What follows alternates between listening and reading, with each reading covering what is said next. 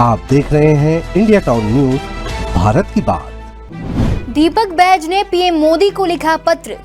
उपराष्ट्रपति पद के लिए रमेश बैस की नाम की सिफारिश। धनखड़ के इस्तीफे के बाद उपराष्ट्रपति चुनाव की हलचल। छत्तीसगढ़ से उम्मीदवार पर जोर। नमस्कार, स्वागत है आपका इंडिया टाउन न्यूज में। मैं हूं आपके साथ संजना कुशवाहा। देश की राजनीति में बड़ा बदलाव तब सामने आया जब उपराष्ट्रपति जगदीप धनखड़ ने अपने पद से इस्तीफा दे दिया। आपको बता दें, उनके इस्तीफे के बाद अब नया उपराष्ट्रपति आखिर कौन होगा, इसको लेकर राजनीतिक गलियारों में चर्चाएं तेज हो गई। जहां इस बीच छत्तीसगढ़ कांग्रेस के प्रदेश अध्यक्ष दीपक बैज ने प्रधानमंत्री नरेंद्र मोदी को एक चिट्ठी लिखी। इस पत्र में उन्होंने छत्तीसगढ़ को प्राथमिकता देने की मांग की है और पूर्व राज्यपाल रमेश बैस के नाम का प्रस्ताव उपराष्ट्रपति पद के लिए रखा है। उन्होंने कहा है कि छत्तीसगढ़ ने हमेशा बीजेपी को मजबूत किया है, लेकिन सम्मान में हमेशा पीछे रह गया।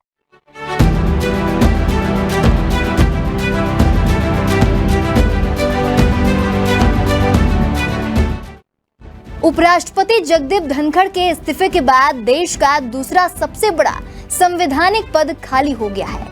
अब सवाल है कि अगला उपराष्ट्रपति आखिर कौन होगा। इसी को लेकर पूरे देश में राजनीतिक चर्चा गर्म हो गई है। इस बीच छत्तीसगढ़ से एक अहम मांग सामने आई है, जहां छत्तीसगढ़ पीसीसी चीफ दीपक बैज ने प्रधानमंत्री नरेंद्र मोदी को एक पत्र लिखकर उपराष्ट्रपति पद के लिए छत्तीसगढ़ को प्राथमिकता देने की मांग की है। उन्होंने पत्र में साफ कहा है कि छत्तीसगढ़ ने वर्ष 2000 से अब तक हर आम चुनाव में बीजेपी को लगातार समर्थन दिया है। राज्य की 11 लोकसभा सीटों में से औसतन 10 सीटें बीजेपी के खाते में जाती रही है। उन्होंने लिखा कि 2014 में जब केंद्र में मोदी सरकार बनी थी, तब छत्तीसगढ़ ने 11 में से 10 सीटें दी थी। 2019 में 9 और 2024 के चुनाव में फिर से 10 सीटें बीजेपी को मिली। यानी कि छत्तीसगढ़ ने हर बार बीजेपी को मजबूत करने का काम किया। फिर भी छत्तीसगढ़ को केवल केंद्रीय राज्य मंत्री का ही प्रतिनिधित्व मिला, जो राज्य की जनता के लिए पीड़ादायक है। दीपक बैज ने पत्र में यह भी लिखा कि बीजेपी के पास छत्तीसगढ़ में कई अनुभवी और योग्य नेता हैं, जो उपराष्ट्रपति पद की गरिमा को पूरी तरह निभा सकते हैं। इसमें सबसे प्रमुख नाम है रमेश बैस का। आपको बता दें, रमेश बैस का राजनीतिक सफर बहुत लंबा और अनुभवपूर्ण रहा है। वे 7 बार सांसद रह चुके हैं और उन्होंने त्रिपुरा, झारखंड और महाराष्ट्र जैसे राज्यों में राज्यपाल के रूप में भी कार्य किया है। उनके पास प्रशासनिक अनुभव भी है और संसदीय कार्यों की गहरी समझ भी। बैज ने यह भी कहा कि वर्तमान में केंद्र में छत्तीसगढ़ से चुने गए 10 सांसदों को कोई बड़ी जिम्मेदारी नहीं दी गई है।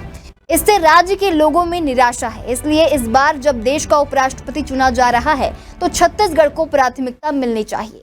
उन्होंने कहा कि यह केवल किसी एक व्यक्ति की सिफारिश नहीं, बल्कि पूरे छत्तीसगढ़ वासियों की भावना है।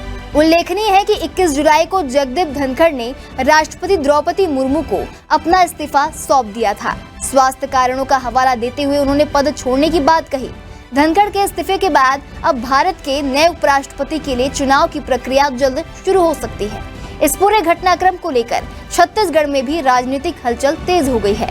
बीजेपी और कांग्रेस दोनों के कार्यकर्ता इसे गंभीरता से ले रहे हैं। अगर केंद्र सरकार दीपक बैज की बात मानती है, तो यह पहली बार होगा जब छत्तीसगढ़ से किसी नेता को देश का उपराष्ट्रपति बनाया जाएगा। यह सिर्फ छत्तीसगढ़ के लिए नहीं, बल्कि पूरे मध्य भारत के लिए एक गौरवपूर्ण क्षण होगा। अब देखना यह है कि प्रधानमंत्री नरेंद्र मोदी इस मांग पर क्या फैसला लेते हैं।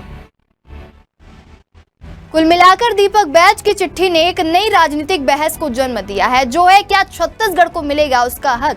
क्या रमेश बैस बनेंगे भारत के नए उपराष्ट्रपति? अब देश भर की निगाहें प्रधानमंत्री मोदी के जवाब पर टिकी हुई है। अब आगे कौन होगा भारत का उपराष्ट्रपति, ये तो देखने वाली बात होगी। हम आपको सारी अपडेट देते रहेंगे। देखते रहिए इंडिया टाउन न्यूज, भारत की बात।